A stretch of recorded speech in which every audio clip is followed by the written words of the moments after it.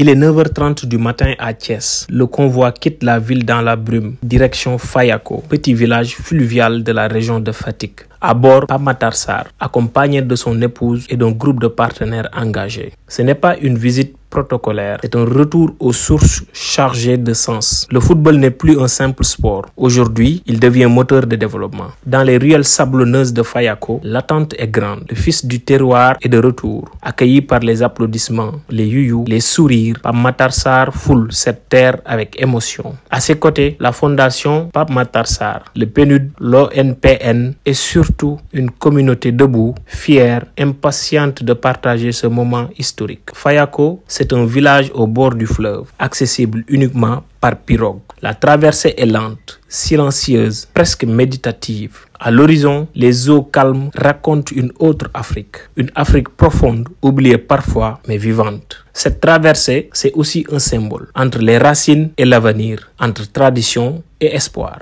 Le cortège traverse Mbour, puis bifurque vers Foundiougne. Là, changement de décor. La modernité du nouveau pont côtoie le calme ancestral du fleuve Saloum. Mais on choisit l'authenticité. C'est en pirogue, avec des gilets de sauvetage soigneusement répartis, que le groupe traverse les eaux tranquilles. Sur l'eau, le silence domine, à peine troublé par le ronronnement des moteurs. À droite, des mangroves. À gauche, des bancs de sable et des piroguiers. Un silence majestueux que seul le clapotis de l'eau vient troubler. L'escorte militaire ferme la marche, comme pour honorer la mémoire d'un enfant du pays qui revient avec le cœur plein de promesses. Mais ce n'est pas une simple balade. La Marine nationale sénégalaise encadre la traversée fluviale, assurant la sécurité du cortège sur le bras de mer. Les sapeurs-pompiers, eux, sont postés sur les berges, en appui. Un dispositif impressionnant qui illustre la portée de l'événement. Après plus de 30 minutes de navigation, les embarcations accostent à Fayako. Le village, presque invisible sur la carte, est un chapelet de maisons en banco.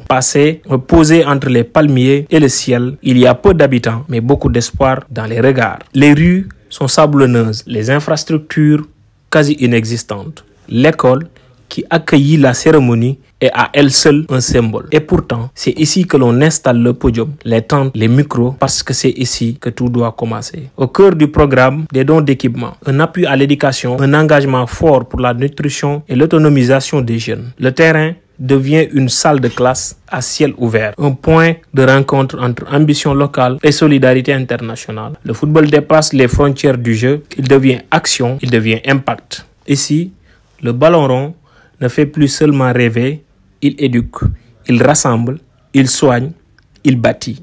Fayako 2025, ce n'est pas un simple événement, c'est un modèle. Le sport peut tout, même très loin des stades, à condition de le mettre au service de l'humanité.